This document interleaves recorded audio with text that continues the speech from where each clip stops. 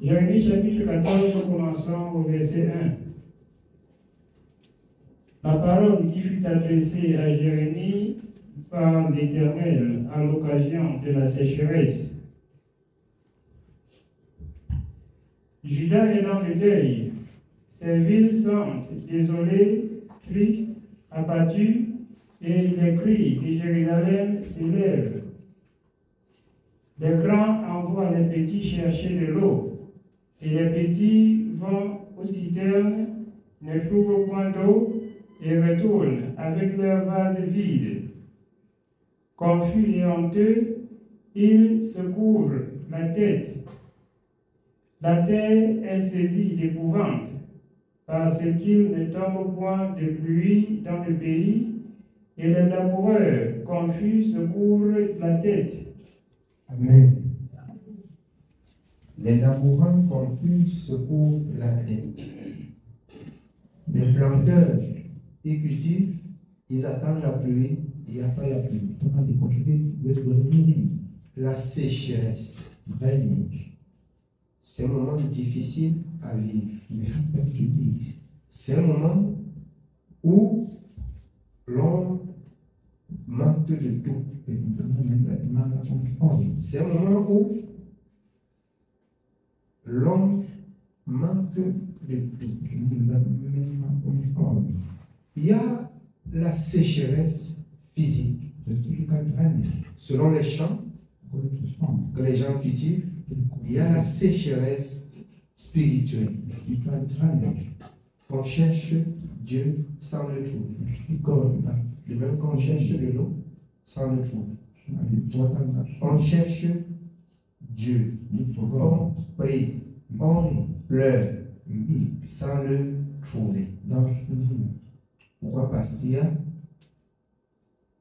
aussi ce passage que Dieu a dit qu'il a tendu la main. Personne n'a accepté, n'a répondu présent. Au moment où vous aurez aussi besoin de lui, vous allez tendre la main, vous allez chercher. C'est ça la sécheresse spirituelle. Comme ça se développe et ça se retrouve même sur le physique. Vous voyez, vous n'avez plus rien. Vous n'avez plus rien. Le peuple qui n'avait que Dieu pour secours, je voudrais que nous donnions notre attention sur ce chapitre de Jérémie pour comprendre.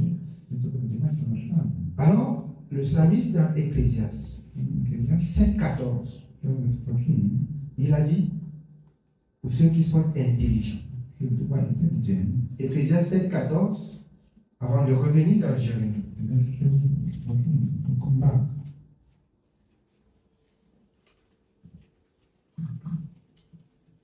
Ecclésiaste chapitre 7, nous lisons le verset 14. Au jour du bonheur, sois heureux, et au jour du malheur, réfléchis. Quand c'est bon, il faut être content. Quand c'est pas bon, il faut réfléchir. Quand c'est bon, il faut être content. Dans le son, quand c'est bon et quand on est content, on loue Dieu. Ici, quand c'est pas bon et qu'on est affligé, on réfléchit. Comme Israël, avec la sécheresse, je nous exhorte d'écouter la suite. On continue dans Jérémie 14. Nous continuons au verset 5. Même la biche dans la campagne met pas et abandonne sa portée, parce qu'il n'y a point de verdure. Même les biches, les animaux de la forêt, ça ne met pas. Ça abandonne les petits pour chercher l'eau sans trouver. Les petits meurent.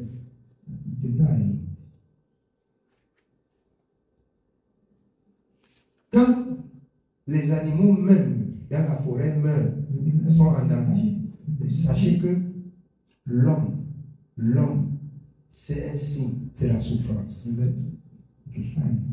C'est la souffrance. Si vous entrez dans un champ, Vous voyez même les sauterelles comme le Seigneur a fait en Égypte. Vous voyez verser, mort, c'est qu'il y a un problème. C'est pas ça? Amen. Les éleveurs, il y a des moments où ils disent peste. Est-ce que c'est un bon moment? C'est un moment de tristesse. C'est un moment à réfléchir. Donc, quand il n'y a pas le bonheur, il y a problème. Quand il n'y a pas de bonheur, c'est qu'il y a problème. Parce que le bonheur réjouit le cœur. Et la tristesse, c'est la carie des os. Un cœur calme est un remède pour tout le corps. C'est pas ça? Mais le trouble, qui a son médicament? On continue? Nous continuons au verset 6. Les ânes sauvages se tiennent sur les lieux élevés, aspirant l'air comme des serpents. Leurs yeux languissent parce qu'il n'y a point d'herbe. Si nos iniquités témoignent contre nous, agis à cause de ton nom, ô Éternel, car nos infidélités sont nombreuses, nous avons péché contre toi. Écoutez la première pensée du peuple. Ils disent, ce sont leurs iniquités qui témoignent contre eux. Si leurs iniquités sont très grandes, que l'Éternel pardonne. Je voulais ici faire comprendre quelque chose. Quand ça ne va pas, on dit bien aimé, vraiment réfléchir. Ça donne que la colère. On dit bien aimé, vraiment, il faut réfléchir sur ta vie. Au lieu de réfléchir, il se met en colère contre toi. Quand ça ne va pas, c'est simple, c'est l'absence de Dieu. C'est l'absence de Dieu. Et il faut tout faire pour voir où tu as abandonné, où tu as failli. C'est la vérité.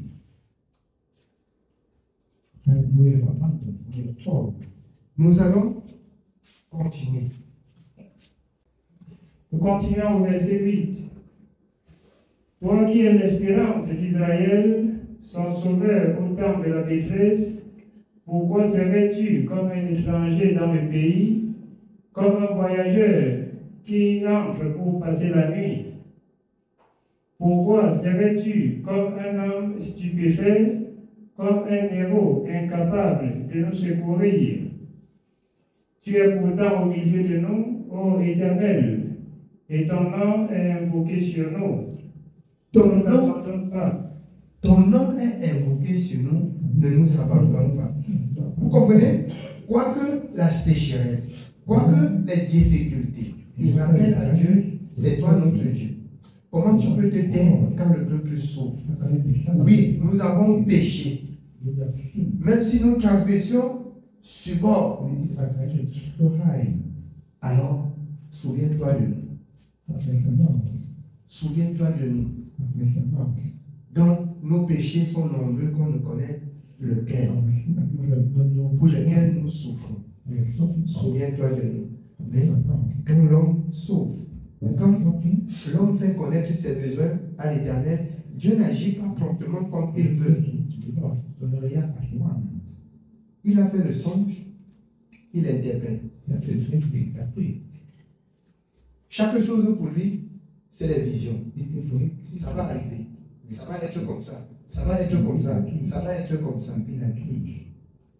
Mon ami, je vous dis, certes, Dieu parle par des visions, Dieu parle tantôt d'une manière, tantôt d'une autre. Mais ce que tu dois rechercher, premièrement, c'est marcher comme Dieu dit dans sa parole. C'est la première des choses que tu ne dois pas oublier. Donc, même quand ça ne va pas, Ou quand tu songes, comme on voit des menaces, on voit des ceci, cela. Et sache que ça ne va pas. Dieu s'est retiré. Et l'ennemi, si c'était possible, il t'assomme directement. Il finit avec toi. Donc, quand ça ne va pas là, tu fais recours, tu remontes, tu reviens, tu remontes à ton passage de la journée, à ton passage de la semaine, à ton passage du mois, à ton passage de l'année, pour passer en revue ta conduite et voir où tu as failli, pour faire la paix avec ton Dieu. Pour faire la paix avec ton Dieu. Je ne sais jusqu'à combien de fois je vais répéter ceci aux enfants de Dieu, mais je vous dis, la souffrance, ce n'est pas la bénédiction. La souffrance, bien aimé, je vais dire, c'est l'absence de Dieu. Comme de même, la souffrance peut être l'épreuve. Mais l'épreuve, pour quelqu'un qui connaît la présence de Dieu, il sait quand il y a l'épreuve. Il persévère parce qu'il contrôle sa vie, il ne se reproche de rien. Mais tellement nos péchés souvent sont beaucoup comme que ça arrive, on dit que ça vient comme ça vient. Ils ont souvent le langage du monde, que ça sort comme ça sort. Ça sort comme ça sort. Si le Seigneur veut agir selon sa parole, c'est l'enfer. Et comme tu dis que ça sort comme ça sort. Nous avons péché contre Dieu. Si nos iniquités débordent, Seigneur, pardonne. Il recherche d'abord à se désaltérer avant de comprendre avec Dieu quel est le problème. Mais cependant, il faut qu'on boive de l'eau. Il faut qu'on sème. Parce que si ça ne pousse pas l'année qui suit, les problèmes d'eau. Amen. De même, quand tu as péché contre Dieu, tu ne repars pas. Ce qui vient après, ça cumule, ça fait des montagnes. Et la souffrance va être la catastrophe. Amen.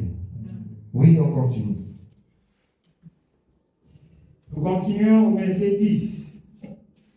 Voici ce que l'Éternel dit de ce peuple. Ils aiment accourir ça et là.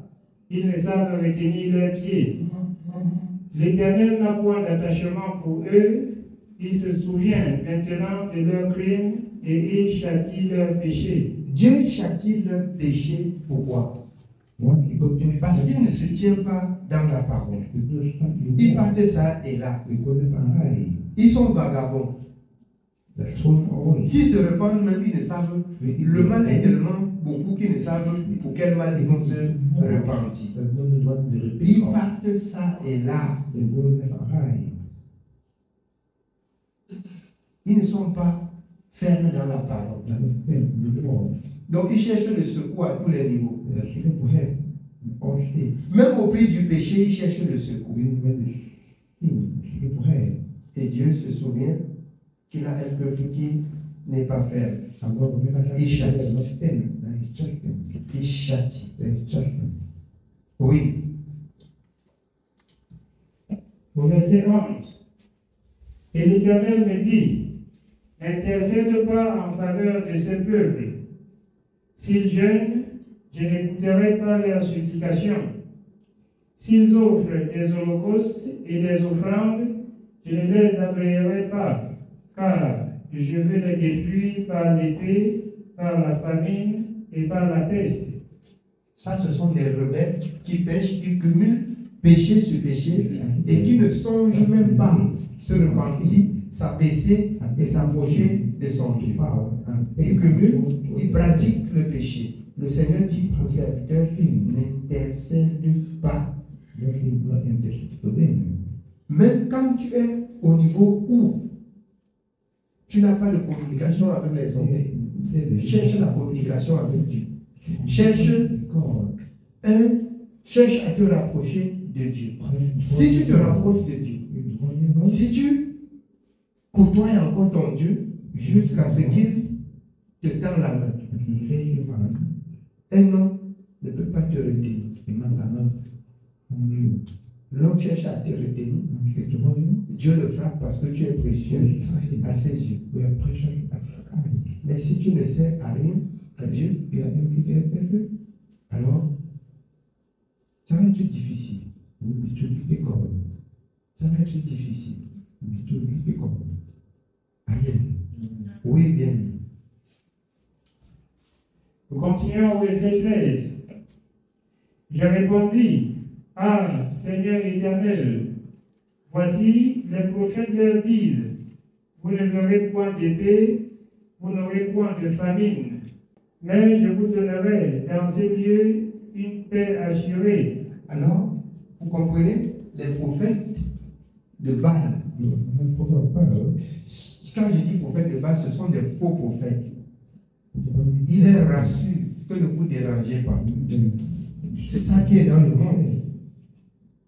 Je vous bénis, je vous fais ceci, je prie Dieu pour vous. Payez seulement bien vos dîmes et vos offrandes. Il ne vous rappelle pas que vous êtes privé de la grâce dans le péché. Ils ne vous disent pas la vérité. Que c'est le péché qui ruine vos âmes. Ils ne disent pas la vérité. Or, le salaire du péché, c'est la mort. Le don gratuit de Dieu, c'est la vie éternelle. Souvenez-vous du Seigneur lorsqu'il dit par Ésaïe, dans Ésaïe 55, même si vous n'avez pas d'argent. Comment subitement, Dieu vous reproche, un homme va prendre l'argent et il va vous mettre les bénédictions. Il va vous présenter à Dieu sec. C'est le même folklore qu'on fait dans le monde où les gens ne connaissent même pas Dieu. Ils on porte les cadavres qu'on prie sur ça pour que Dieu les traite. Dieu n'est pas le Dieu des morts, mais le Dieu des saints, le Dieu des vivants. Amen. Oui, bien aimé. Au verset 14. Et l'Éternel me dit, c'est le mensonge que prophétisent en mon nom les prophètes. Je ne les ai point envoyés, je ne leur ai point donné d'ordre, je ne leur ai point parlé. Ce sont des visions mensongères, de vaines prédictions, des tromperies de leur cœur qu'ils vous prophétisent. C'est pourquoi ainsi parle l'Éternel sur les prophètes qui prophétisent en mon nom sans que je les ai envoyés et qui disent, il n'y aura dans ce pays ni épée ni famine. Ces prophètes périront par l'épée et par la famine. Il vous dit, rassurez-vous, j'ai prié pour vous, vous n'auriez pas de problème. Vous n'auriez pas de problème. J'ai entendu les autres qui disent qu'on sait. Donc, ils trouvent que tu as beaucoup de valeur, ils disent faut s'aimer à l'église. On parle de s'aimer comme ça que tu donnes l'argent. Vous allez croire qu'on parle de s'aimer des graines de maïs à l'église. On parle de l'argent que tu donnes la sémence, que tu sèmes, ça va produire. On sème la sanctification. La bonne sémence, c'est la sanctification. La bonne sémence, c'est la séparation avec le péché. Voilà la sémence auquel Dieu prend plaisir. Amen. Oui. Au verset 16, nous continuons. Et ceux à qui il prophétise seront étendus dans les rues de Jérusalem par la famine et par l'épée. Il n'y aura personne pour leur donner la sépulture, ni à eux, ni à leurs femmes, ni à leurs fils, ni à leurs filles. Je répandrai sur eux leur méchanceté. Dis-leur cette parole. Les larmes coulent de mes yeux nuit et jour, et elles ne s'arrêtent pas, car la Vierge, fille de mon peuple, a été frappée d'un grand coup, d'une plaie très douloureuse. Si je vais dans les champs, voici des hommes que le glaive a percés. Si j'entre dans la ville, voici des êtres que consume la famine. Le prophète même et le sacrificateur parcourent le pays sans savoir où ils vont. As-tu donc rejeté Judas et ton âme a-t-elle pris Sion en horreur? Pourquoi nous frappes-tu sans qu'il y ait pour nous des guérisons? Nous espérions la paix et il n'arrive rien d'heureux. Un temps de guérison et voici la terreur. Éternel, nous reconnaissons notre méchanceté et l'iniquité de nos pères, car nous avons péché contre toi. À cause de ton nom, ne méprise pas, ne déshonore pas le trône de ta gloire. N'oublie pas, ne romps pas ton alliance avec nous. Parmi les idoles des nations, en est-il qui fasse pleuvoir? Ou est-ce le ciel qui donne la pluie? N'est-ce pas toi, Éternel, notre Dieu? Nous espérons en toi, car c'est toi qui fais toutes ces choses. Amen. Amen. Tout vient de Dieu. Le Dieu créateur du ciel et de la terre. Vous avez chanté ici, tourne-toi, tourne-toi, tourne-toi vers le Seigneur. Quel que soit quoi, tu auras. Si vous voulez bien servir Dieu, tournez-vous vers lui. Il a la solution de tous les problèmes. Chaque fois que ça ne va pas, prosternez-vous, examinez vos vies, repentez-vous, sanctifiez-vous, comme ceux qui recherchaient la présence de Dieu après des difficultés. Amen. Que le Seigneur nous bénisse. Oui, ce message de ce soir.